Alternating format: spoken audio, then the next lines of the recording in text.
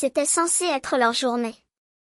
Mais, au fond, j'avais transformé ce mariage en quelque chose qui m'était propre non pas par ego, mais grâce à l'effort silencieux de quelqu'un qui était toujours là, même lorsque personne ne le remarquait. 30 000 $ de dépôt, des contrats avec mon nom imprimé sur chaque ligne, du traiteur aux compositions florales, des décorations au gâteau, même les housses de chaise que personne ne remarquerait. Je ne voulais pas de remerciements ou de discours émouvants. Il suffisait d'un endroit discret à l'arrière pour regarder mon unique frère celle ce qu'il jurait être l'amour de sa vie. Mais la vie, comme toujours, avait d'autres projets. Je suis arrivée à l'heure, avec un cadeau soigneusement choisi et un sourire qui, pour la première fois depuis des années, n'était pas forcé. C'est alors qu'elle s'est approchée de la mariée, Madison, avec un regard si glacial qu'il pourrait brûler. Sans détour, sans baisser la voix, comme si j'étais un intrus qu'il fallait expulser devant tout le monde, vous n'avez pas votre place ici.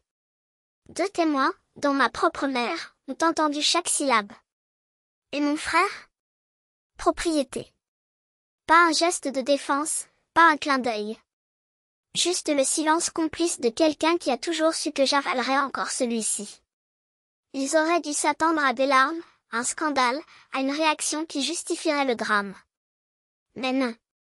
Je me dirigeais vers la voiture avec le même calme avec lequel j'absorbais toujours chaque déception.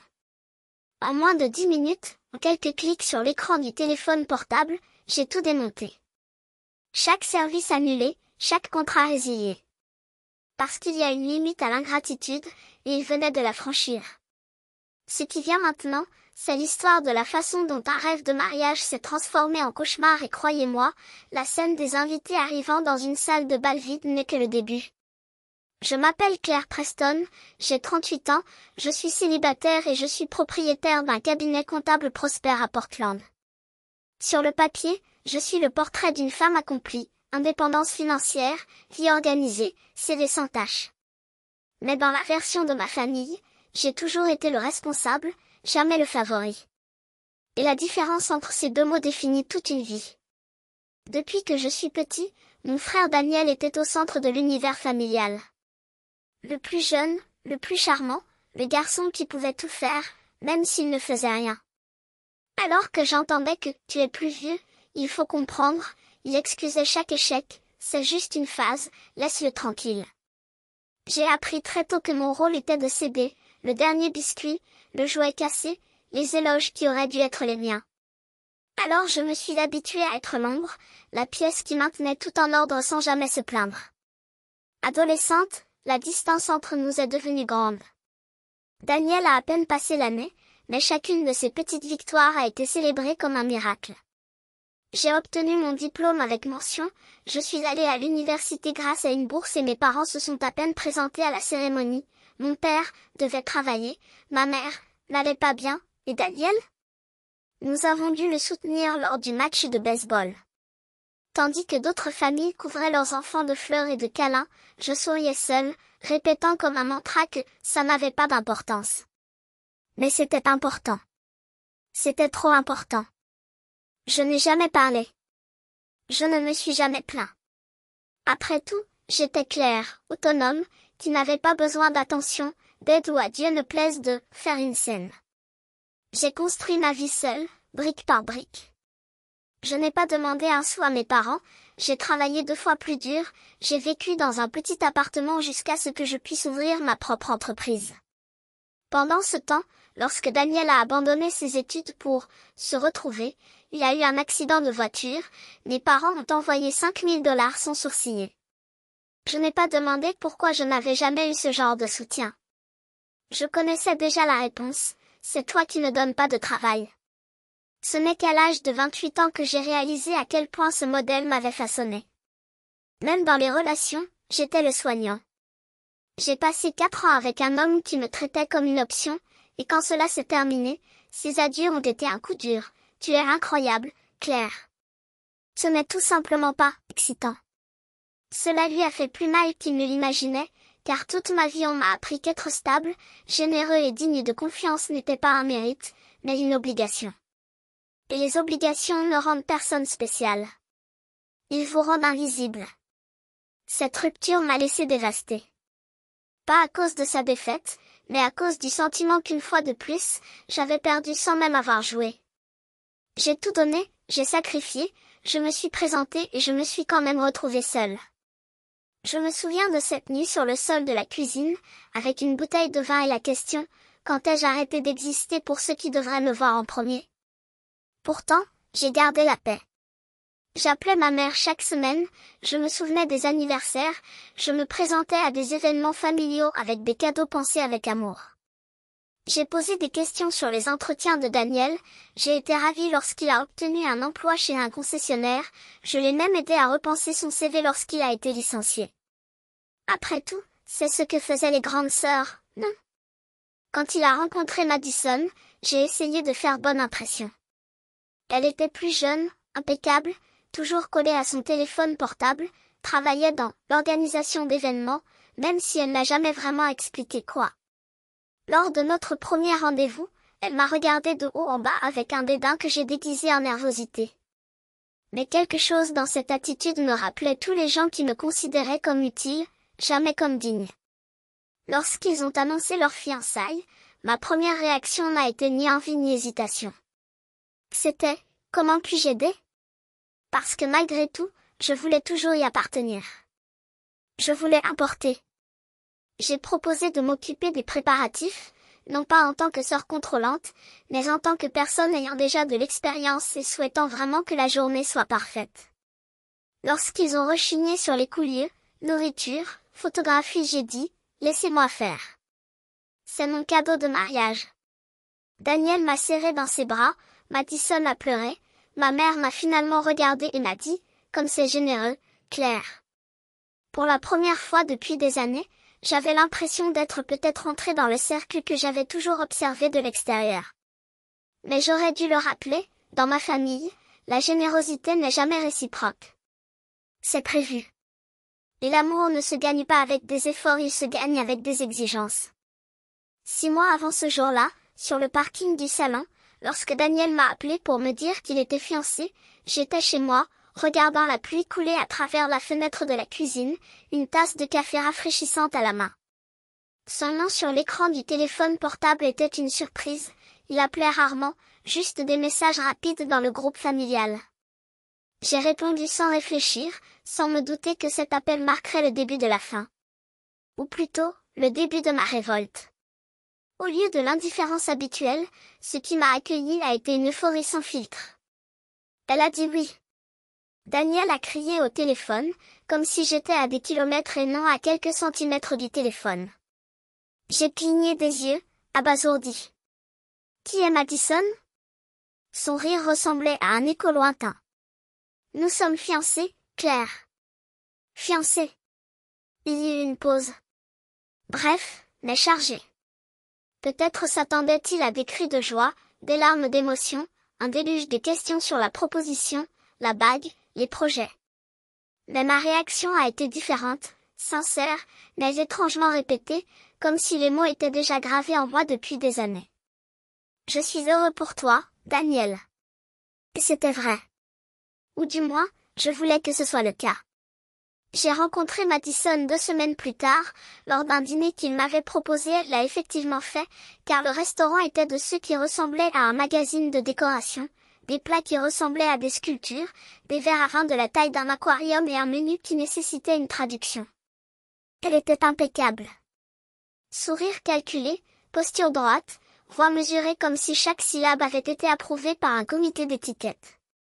Elle m'appelait Claire, avec la même énergie avec laquelle une réceptionniste d'hôtel accueille un invité dans la suite présidentielle, polie mais sans chaleur.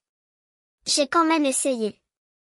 J'ai posé des questions sur leur rencontre, sur la proposition, sur les préparatifs. Ces réponses étaient courtes et efficaces, comme des éléments cochés sur une liste de choses à faire. Lorsque Daniel l'interrompait avec un souvenir ou une blague, elle riait mais ses yeux restaient froids, comme s'il comptait les secondes jusqu'à ce qu'il puisse sortir de là. Quand est venu le temps de payer la facture, je me suis portée volontaire sans réfléchir. Madison n'a même pas cligné des yeux. Il n'y a eu aucun « merci » ni un geste de refus poli. Juste un signe de tête, comme si c'était la chose la plus naturelle au monde.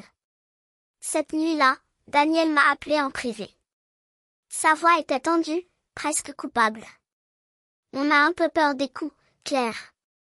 Le lieu, le buffet, le photographe, tout est absurde. Elle veut que ce soit parfait, mais je viens de décrocher ce poste, et son travail est instable. On réfléchit à reporter ou supprimer certaines choses. J'ai écouté en silence. Et puis, avant que je puisse m'en empêcher, les mots sont sortis, laissez-moi vous aider. Le silence à l'autre bout du fil était épais, comme si je venais de lui lâcher une bombe sur les genoux. Et tu es sérieux? Complètement. Le lieu, la nourriture, le gâteau, les fleurs, tout ce que vous voulez. Aucune condition. Considérez-le comme un cadeau. J'ai entendu sa respiration s'arrêter. Claire, je ne sais même pas quoi dire. Tu n'as pas besoin de dire quoi que ce soit. Promets-moi juste une chose. Quoi? Faites de cette journée quelque chose d'inoubliable. Je ne veux pas de discours, je n'ai pas besoin de projecteur. Je veux juste être là, vous regarder commencer cette nouvelle phase. Il a mis du temps à répondre. Lorsqu'il parlait, sa voix était rauque, je t'aime, sœur. Une des rares fois où j'ai entendu cela sans que ce soit un script d'adieu. Dans les semaines qui ont suivi, la machine de préparation a été mise en marche. Madison m'a envoyé son Pinterest, ou plutôt Daniel me l'a envoyé, car toutes ces communications semblaient passer par un filtre.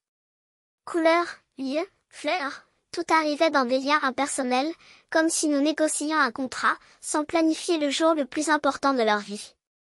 Les rares fois où j'ai essayé de la contacter directement, ses réponses ont été sèches, presque robotiques. Le stress du mariage, le suis-je justifié?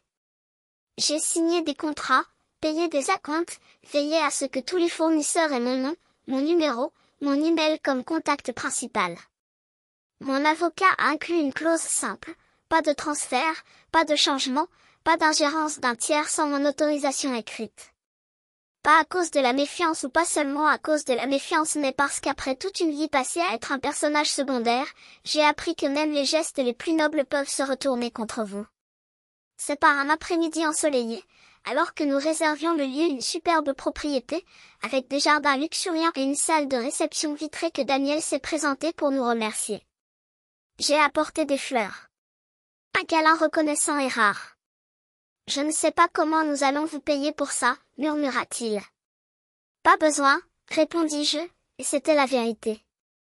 Je ne veux rien en retour. Je veux juste te voir heureux.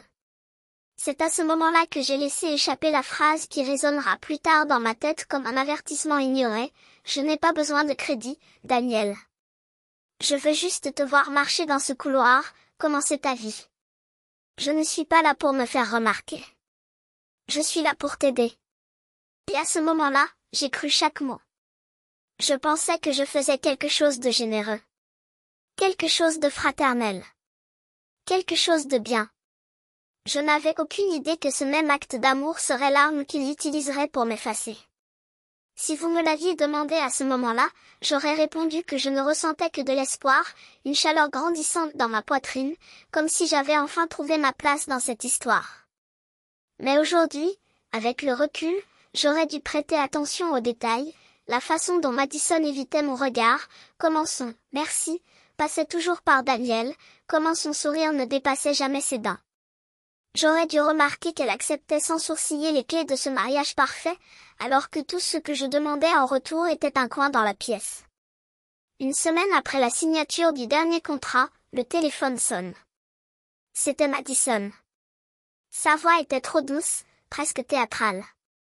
Je voulais te demander quelque chose de spécial. J'étais dans la salle de pause au travail, en train de préparer un déjeuner qui avait soudainement perdu toute saveur. Bien sûr, répondis-je automatiquement. Qu'est-ce que c'était? Elle rit légèrement mais il y avait quelque chose de calculé dans ce son. J'aimerais que tu sois ma marraine. Je me suis arrêtée. Jusque-là, Madison n'avait guère manifesté d'intérêt à m'inclure. Notre communication était une séquence de courts emails sur la logistique, tous filtrés par Daniel. Et maintenant, tout à coup, elle me voulait à ses côtés le jour le plus photographié de sa vie. C'est très gentil, dit-il lentement. Elle rit encore, Mais ses yeux ne le suivirent pas, vous avez déjà fait tellement pour nous. C'est tout simplement logique.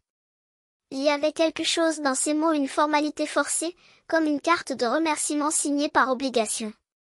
J'ai ravalé l'instinct de questionnement et j'ai accepté. Dans les semaines qui ont suivi, je me suis lancée dans ce rôle. Si elle voulait m'inclure, je serais là pleinement.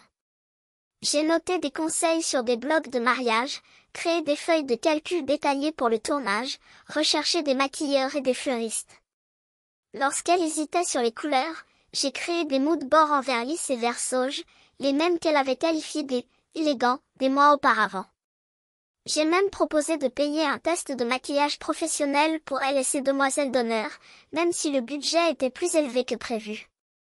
Mais ses réponses étaient toujours les mêmes, un « ok », sec, un « valé », merci, sans intonation.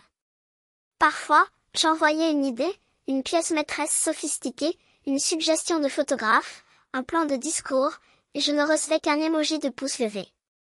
D'autres fois, j'ai découvert qu'elle avait déjà pris des décisions dans mon dos, comme lorsque je passais des heures à organiser des pauses pour le shooting du nuptial, pour découvrir qu'elle avait embauché quelqu'un d'autre, avec une vision complètement différente. « Ah, je ne voulais pas t'embêter avec des détails », m'a-t-il expliqué lorsque je lui ai demandé, avec un sourire qui n'atteignait pas ses yeux. J'ai souri en retour et j'ai dit que j'avais compris. Mais je n'ai pas compris. Daniel n'a pas aidé. J'ai commencé à remarquer à quel point il mettait des heures à répondre à mes messages, à quel point ses excuses étaient toujours vagues. Les choses sont tellement folles, a-t-il écrit un après-midi. Nous vous le dirons bientôt, a-t-il encore promis. Une fois, je me suis présentée à l'improviste à leur appartement pour déposer des échantillons de tissu. Daniel ouvrit la porte et hésita une seconde, mais cette seconde fut suffisante. À l'intérieur, Madison a ri lors d'un appel vidéo, son visage éclairé par l'écran de son ordinateur portable. Il ne m'a pas invité. L'atmosphère dans l'appartement était légère, presque éthérée jusqu'à mon apparition. Ma présence a coupé l'air comme une lame. Madison étouffa l'appel avec un clic sec et se leva avec un sourire si large qu'il ressemblait à une grimace. « Claire, tu aurais dû me dire que tu venais, dit-il, sa voix trop douce pour être sincère. »« Je ne pensais pas en avoir besoin, » répondis-je en tenant les échantillons de tissu comme un bouclier. Ils échangèrent un regard rapide, du genre qui dure moins d'une seconde mais qui porte le poids d'une conversation entière. Daniel m'a offert de l'eau en se serrant la main, j'ai accepté juste d'avoir quelque chose à faire. Je suis restée là 10 minutes, faisant semblant de ne pas remarquer le silence épais entre nous, comme si l'air s'était soudainement épaissi. Quand je suis partie, le sentiment que quelque chose n'allait pas n'était plus seulement un sentiment, c'était une certitude qui s'installait, lentement et froidement, comme du givre sur une fenêtre. Cette nuit-là, assise sur le bord du lit, j'ai parcouru la discussion de groupe des demoiselles d'honneur sur mon téléphone portable. Madison m'avait ajouté des semaines auparavant, mais les décisions importantes, celles qui comptaient vraiment, semblaient se produire là-bas, sans même que mon nom soit mentionné. C'est à ce moment-là que je l'ai vue, une photo des demoiselles d'honneur portant des robes dans un ton blush, rien à voir avec le lilas que nous avions choisi ensemble. Aucun message, aucun avertissement. J'ai tapé à Daniel, les doigts raides, et, je confirme juste, on continue avec le lilas?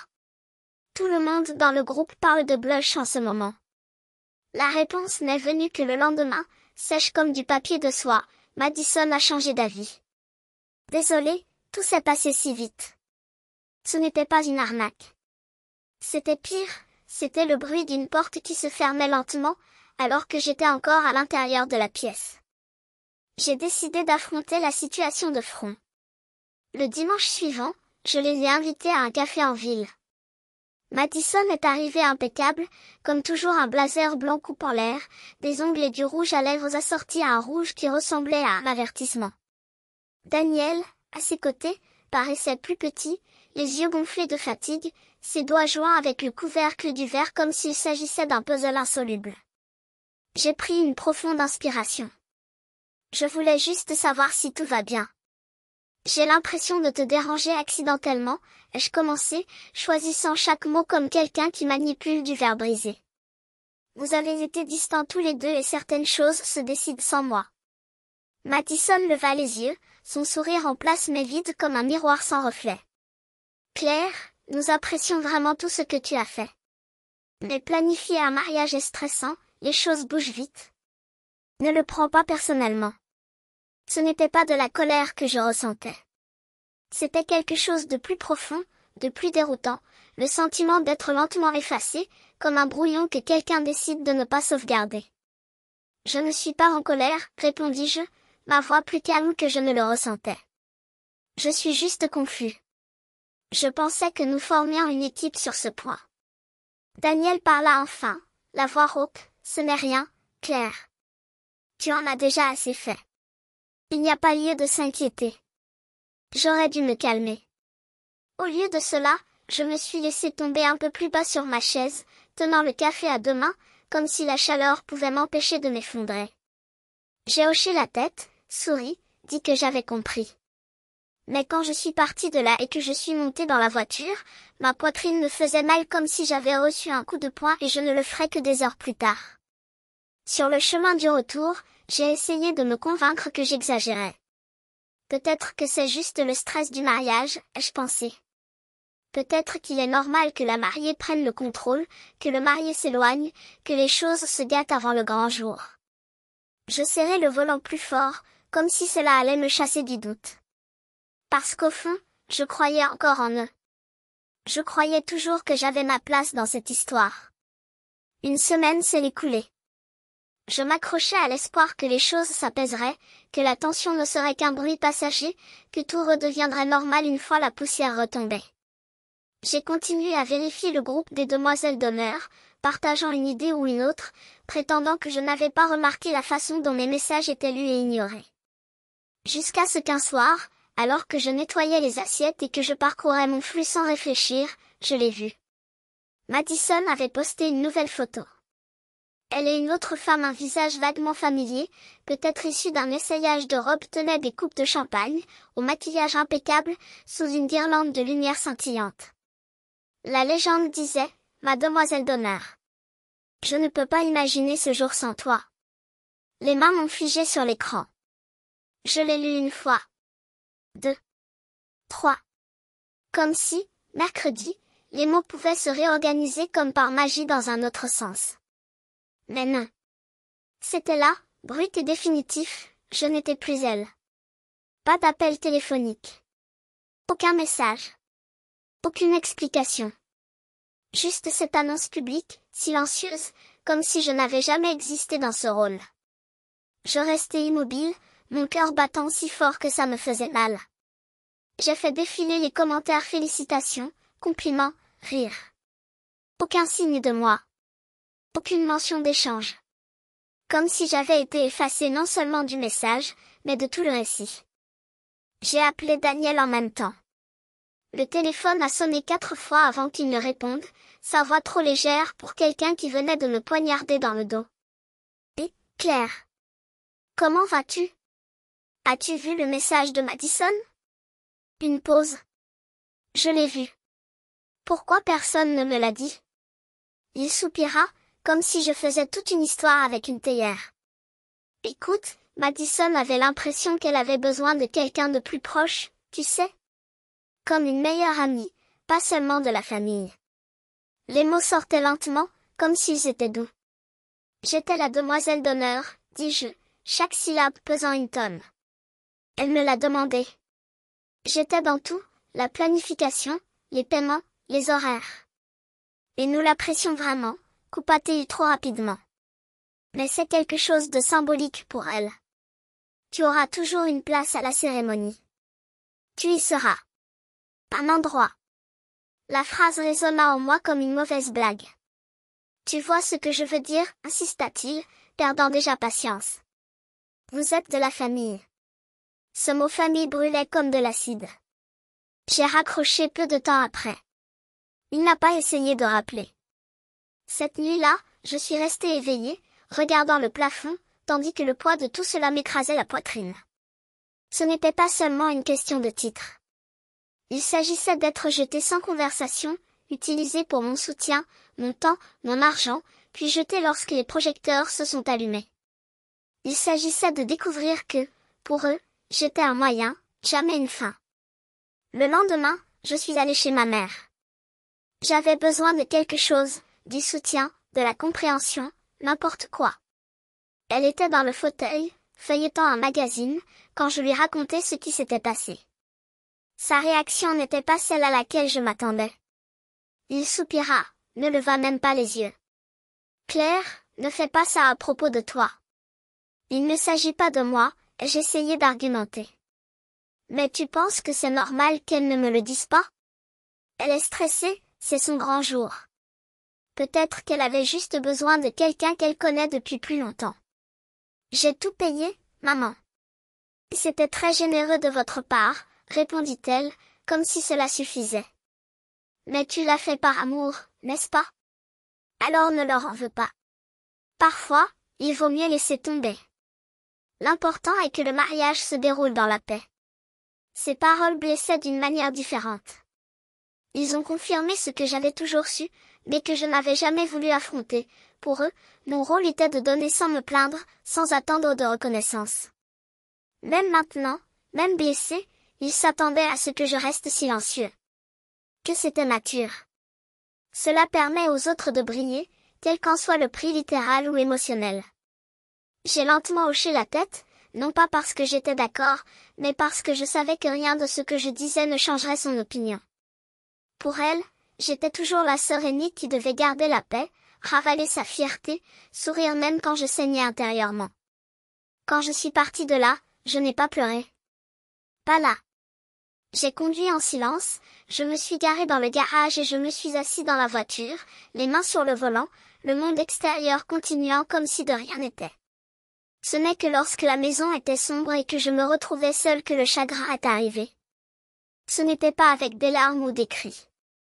C'était une douleur sourde, qui s'installait dans la poitrine et rendait tout plus lourd. Ils ne m'avaient pas simplement pris le titre. Ils avaient changé le message, je n'étais pas assez important pour être informée. Cela ne méritait pas d'explication. Elle était assez bonne pour jouer le conte de fées, mais pas pour en faire partie. 3 jours se sont écoulés. Je n'ai pas parlé à Daniel. Je n'ai pas regardé les réseaux de Madison.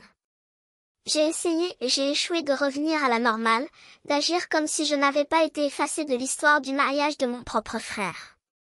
Le travail m'a un peu aidée, mais la douleur était là, faible et constante, comme une pierre dans l'estomac que je ne pouvais pas avaler. Et pourtant, j'ai continué. Parce que c'est ce qui a été fait, n'est-ce pas? Avancer, même lorsque le sol semble s'ouvrir sous vos pieds. Même lorsque vous avez découvert, trop tard, que votre place à table n'avait jamais vraiment été la vôtre.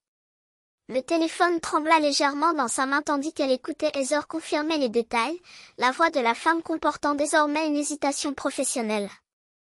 Entendu, Madame Whitmore. Je transmettrai la documentation immédiatement. Claire a raccroché sans dire au revoir. Il n'y avait pas de temps pour les formalités. Il n'y avait aucun doute possible. Elle passa au nom suivant sur la liste. La fleuriste répondit à la 2e sonnerie, d'une voix jeune et excitée qui se tut dès que Claire s'identifia. Je suis désolée, mais êtes-vous au courant des pénalités en cas d'annulation tardive? La question restait en suspens, remplie d'une curiosité tacite. Que s'est-il passé? Claire n'a pas pris la peine de s'expliquer. Oui, je le suis. Et je vous demande d'envoyer une confirmation par écrit, avec une copie à mon adresse email. Toute modification de la commande doit être approuvée par moi. Un silence. Puis bien sûr, madame, à peine audible. Elle a démantelé le mariage comme des faits à nœuds corrompus. Le photographe, qui lui avait envoyé des exemples d'albums avec des messages expansifs sur le jour le plus spécial de leur vie, bégayait maintenant au mot annulation. Le traiteur, qui avait inventé son goût lors des dégustations, a tenté d'argumenter, mais Madame Madison a déjà approuvé le menu final. Claire le coupa sèchement, Madison n'est pas l'entrepreneur. Je le suis. La ligne est tombée en panne. Lorsqu'elle a rejoint la coordinatrice, une femme nommée Lisa qui parlait toujours comme si elle souriait derrière le téléphone, le ton de Claire était d'acier. Lisa, j'ai besoin que tu termines tous les services liés au mariage de Mitchell. Et avant que tu me demandes, Non, je ne le transmettrai pas à la mariée. Elle n'est plus sous ma responsabilité. Il y eut une pause si longue qu'elle faillit raccrocher. Puis, un soupir. Claire, tu es sûre? Cela va causer des dégâts. Exactement, l'interrompit-elle. Et c'est ce que je veux. Elle a mis fin à l'appel et a regardé l'écran de son téléphone portable, où le message de Madison brillait toujours, innocent dans sa cruauté déguisée. Sans drame. Les mots résonnaient comme un défi. Claire souriait pas le sourire forcé qu'elle arborait lors des dîners de famille, ni le demi-sourire poli qu'elle offrait aux étrangers. C'était quelque chose de tranchant, presque étrange, sur son propre visage. Sans drame, Madison?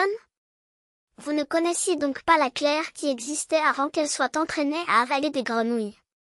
Son doigt flottait sur le clavier. Il y avait plus de place pour le silence, pour accepter des miettes de considération comme s'il s'agissait de faveurs. Si Madison voulait un mariage intime, Claire lui donnerait l'intimité d'une salle de bal vide, de contrats déchirés, d'une journée qui aurait dû être parfaite se transformant en cauchemar logistique. Et quand Daniel répondrait enfin s'il répondait, elle serait prête. Pas avec des larmes, pas avec des supplications, mais avec une question simple, cruelle dans sa clarté, le saviez-vous? Car désormais, pour la première fois depuis des années, Claire ne jouait plus à être invisible. Et le conseil d'administration lui appartenait. Un crayon à lèvres rouges aussi vibrant que votre personnalité. Elle n'était pas du genre à se taire par politesse. Où est le gâteau? Sa voix a traversé l'air comme une lame, suffisamment forte pour que le juge lève les yeux de son scénario. Celui de 5 étages que Madison n'arrêtait pas de montrer sur les réseaux sociaux? Celui avec des fleurs en sucre qui coûte plus cher que ma voiture? Un rire nerveux parcourut la pièce. Certains invités échangèrent des regards gênés. Madison se tourna lentement, ses doigts se resserrant autour du bouquet du supermarché comme si elle pouvait l'étouffer. Ses yeux trouvèrent Claire au fond de la pièce non pas avec surprise, mais avec une haine si pure qu'elle la brûlait presque. Tante Beverly, commença Daniel, la voix tremblante, comme s'il essayait de s'accrocher à un mur qui s'effondre. Ce n'est pas le moment. Moment? Beverly éclata de rire, fort et strident. C'est à ce moment-là qu'on annule un mariage à la dernière minute et qu'on laisse tout le monde ici comme des idiots, sans même une bonne coupe de champagne pour atténuer l'embarras. Elle se tourna vers les autres invités, les bras ouverts dans un geste théâtral. Est-ce que quelqu'un ici sait pourquoi nous sommes dans un bâtiment public au lieu de cette ferme chic que la mariée n'arrêtait pas de décrire?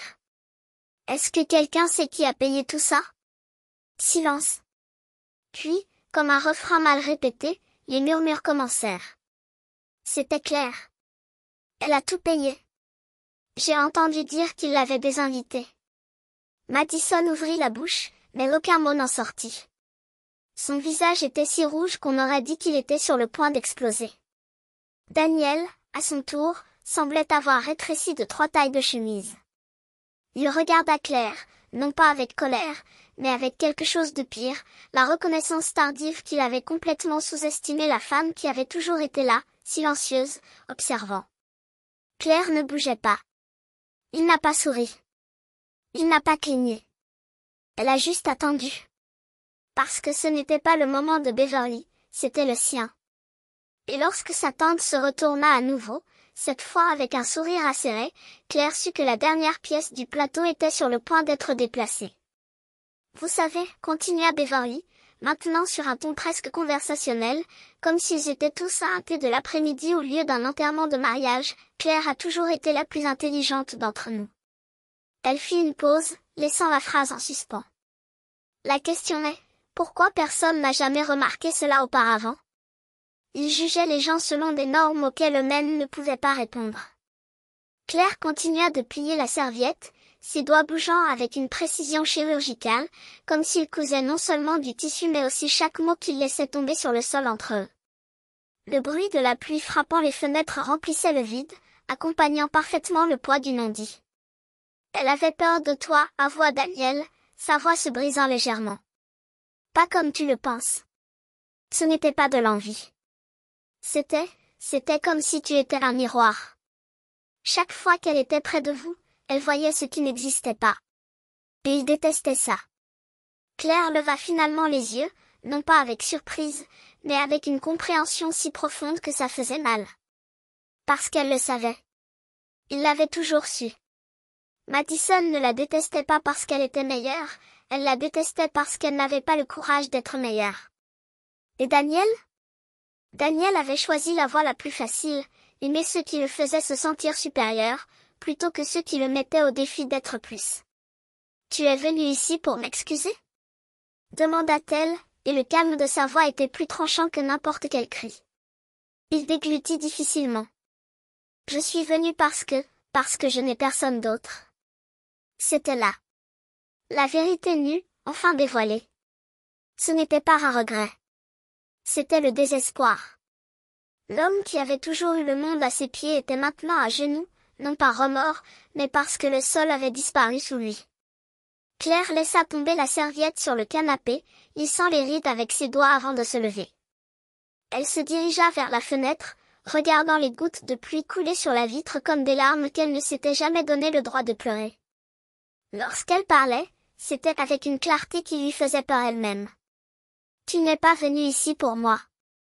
Il est venu parce que la vie qu'il avait construite s'est effondrée, et maintenant il a besoin de quelqu'un pour tenir les morceaux pendant qu'il essaie de les recoller. Elle s'est retournée, les yeux secs, la posture droite. Mais je ne suis plus celui qui fait ça, Daniel. Je ne suis plus la sœur qui court pour éteindre les incendies déclenchés par d'autres. Je ne suis plus l'imbécile qui croit aux excuses vides de sens ou aux secondes chances qui ne se présentent jamais. Il ouvrit la bouche, mais elle leva la main, le faisant taire non pas avec colère, mais avec une autorité qu'il n'avait jamais reconnue en elle. Tu veux savoir pourquoi personne n'a jamais réalisé que j'étais le plus intelligent? Les mots de Beverly résonnaient, désormais chargés d'un sens encore plus cruel. Parce que tu as choisi de ne pas voir. Parce qu'il était plus facile de me traiter comme un personnage secondaire que d'admettre que j'ai toujours su exactement qui tu étais. Le silence qui suivit fut étouffant. Daniel regarda ses mains, comme s'il espérait y trouver une réponse, une issue. Mais il n'y en avait pas. Pas cette fois. Claire se rassit sur le canapé, prenant une autre serviette dans le panier. Il ne l'a pas expulsée. Cela ne l'a pas consolée. Il l'a simplement laissée là, debout à l'entrée de la pièce, tandis que le poids de ses choix finissait par l'écraser. Et quand il partit, quelques minutes plus tard, sans un au revoir, sans un contact, elle ne l'arrêta pas. Parce que certaines leçons ne peuvent s'apprendre que dans la solitude. Et certaines personnes ne comprennent la valeur de ce qu'elles ont perdu que lorsqu'il n'y a plus rien à perdre. Le poids de ce qu'il ne disait pas était devenu plus étouffant que n'importe quel mensonge.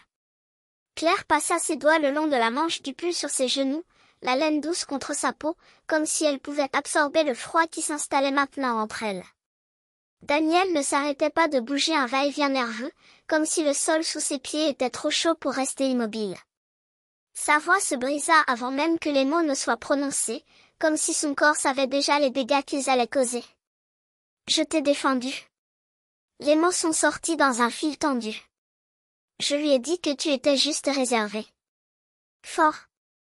Que tu ne comprenais pas pourquoi elle avait si peur de toi. Un rire amer et sec lui échappa. Mais ensuite elle a commencé à me demander. Des petites choses, au début. Ne l'invite pas au dîner de répétition. Ne laissez que la famille proche. Je veux une journée sans drame, Daniel, et tu sais que cela apporte de l'histoire. Le dernier mot fut un coup de poing en l'air qui les sépara. Claire leva finalement les yeux, ni en colère, ni en souffrance, juste avec la lassitude de quelqu'un qui porte trop de fardeau depuis trop longtemps. Je n'ai pas assez insisté, reconnut-il d'une voix rauque. J'avais peur. Si je la confrontais, si je disais non, elle abandonnerait. Je pensais pouvoir maintenir la paix entre vous deux. Que si je laissais tomber, les choses s'arrangeraient. Une pause. Le bruit de la pluie contre la fenêtre remplit le vide laissé par ces paroles. Mais ils ne se sont pas calmés. Claire plia une autre chemise, ses mouvements étaient précis, comme si chaque pli était le point final de quelque chose qui aurait dû se terminer depuis longtemps. Quand il parlait, sa voix était si calme que ça faisait mal. Tu l'as laissé m'effacer. Daniel déglutit. Je suis partie. pendant un certain temps. Le silence qui suivit fut de ceux qui portèrent le poids des années de rires partagés, de secrets gardés, d'un frère qu'il avait autrefois recherché pour effrayer les monstres sous son lit et qui s'inclinait maintenant devant une femme qui ne méritait même pas sa loyauté. J'ai découvert quelque chose hier, continua-t-il, l'hésitation dans chaque syllabe. Quelque chose que j'aurais dû savoir il y a longtemps. Elle n'a pas demandé. Ce n'était pas nécessaire. Claire attendit simplement, les mains toujours sur le tissu, comme si elle savait que la prochaine phrase lui ferait plus mal que toutes les autres. Elle parle toujours à Ben. Le nom tomba entre eux comme une lame. Claire ne bougeait pas, ne sciait pas, mais quelque chose dans sa mâchoire se contractait, comme si tous les muscles de son corps s'étaient contractés en même temps. Daniel ne détourna pas le regard, même si sa voix tremblait. Je n'écoutais pas. Son iPad est resté ouvert. Ce n'était pas simplement un « Salut, comment vas-tu ?» C'était intime. Famille. Elle a dit que parler à quelqu'un qui la comprenait vraiment lui manquait. Sa gorge s'est fermée. Qu'il était le seul à vraiment la faire rire. Claire le regarda finalement, ses yeux si clairs qu'ils semblaient coupés. « Tu ne le savais pas. »« Je le jure non, » murmura-t-il. « Si j'avais su avant. »« Tu l'aurais épousé de la même manière » l'interrompit-elle, sans accusation, ni avec émotion, juste avec la froideur d'un fait indéniable. Daniel baissa la tête. « Je ne sais pas. » Un autre silence. Cette fois, c'est Claire qui s'est cassée, plaçant la dernière serviette pliée de la pile à côté d'elle avant de se rallonger sur le canapé, comme si elle s'apprêtait à entendre la suite d'une histoire dont elle connaissait déjà la fin. « Je ne suis pas venu ici pour mendier, » dit-il, les mots ressortant dans un fil. J'avais juste besoin que tu saches que j'avais tort, que je t'ai laissé tomber en tant que frère. Elle étudia ce garçon qu'elle avait élevé, qu'elle avait protégé, qui était maintenant un étranger avec les mains sales à cause de choix irréversibles. Tu savais ce qu'il représentait pour moi. Je le savais, avoua Daniel, les yeux brillants. Et pourtant je l'ai laissé entrer dans notre famille. Et puis, je l'ai aidé à t'expulser. Il se frotta le visage avec ses mains, comme s'il pouvait effacer la honte de sa peau. Je ne mérite pas le pardon. Mais je ne voulais pas que tu découvres Ben par quelqu'un d'autre. Claire hocha la tête une fois. Ce n'était pas un pardon. Mais c'était quelque chose. Il se leva, n'attendant pas qu'elle l'arrête. Je ne te dérangerai plus. Juste, merci. Pour avoir écouté la vérité alors que personne d'autre ne le ferait. Il se tourna vers la porte, puis s'arrêta, comme s'il avait besoin de dire une dernière chose. Elle n'a jamais mérité ce que tu lui as donné. Mais je l'ai mérité. Puis j'ai tout jeté. Claire restait assise, calme. Lorsque la porte se referma derrière lui, il ferma les yeux un instant, non pas pour pleurer, mais pour respirer. Tout ce qui casse n'a pas besoin d'être réparé. Certaines choses doivent simplement être comprises. Le lendemain, Claire retrouve Vanessa dans un petit café, caché derrière une vieille librairie, un de ces endroits où la musique était basse et les bancs craquaient sous le poids des décennies. Il ne s'était pas assis ainsi depuis des mois, pas depuis avant tout le chaos, avant que les fiançailles de Madison et Daniel ne jettent une grenade silencieuse dans les liens familiaux déjà fragiles de Claire. Vanessa a demandé de la camomille. Claire n'a rien demandé. Elle regardait la vapeur s'élever de la tasse de son amie, les mots sortant bas, précis. Je savais. Vanessa leva les yeux, reconnaissant ce ton, celui de quelqu'un qui n'a pas besoin d'élever la voix pour se faire entendre. De Ben. Cette Madison était la fille pour laquelle il m'avait quitté. Je l'ai découvert il y a des mois. La tasse de Vanessa atterrit sur la table avec un léger tintement. Tu n'as jamais rien dit. Car qu'est-ce qui aurait changé? Claire répondit sèchement. Daniel ne m'aurait pas cru. Ma mère m'aurait dit de laisser tomber. Madison aurait ressemblé à une sainte. Un sourire sans joie. Vous avez déjà vu ça? Combien de fois ai-je parlé pour me faire dire que j'exagérais? Vanessa n'a pas contesté. Je savais que c'était vrai.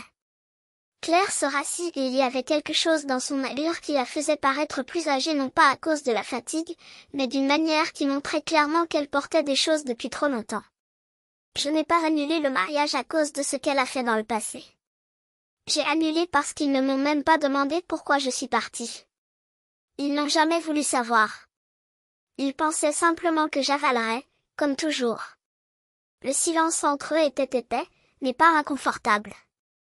Claire poursuivit, plus calme désormais. Ce n'était pas pour leur gâcher la vie. Ce n'était pas ça. Ce n'était pas pour les humilier. Une pause. C'était pour arrêter de prétendre qu'ils ne m'avaient pas déjà humilié. Vanessa plissa les yeux. Alors ce n'était pas une vengeance? Pas comme tu le penses, répondit Claire en croisant les bras. Je n'ai pas annulé pour me venger. J'ai annulé pour ne plus l'autoriser. Il y a une différence. Elle expira profondément, comme pour libérer des années d'air emprisonné dans ses poumons. J'ai passé ma vie à accorder le bénéfice du doute. Lâcher prise. J'ai trouvé des excuses pour tout le monde, sauf moi-même. Ses doigts frappèrent le bord de la table, 1, 2 fois, avant de s'arrêter.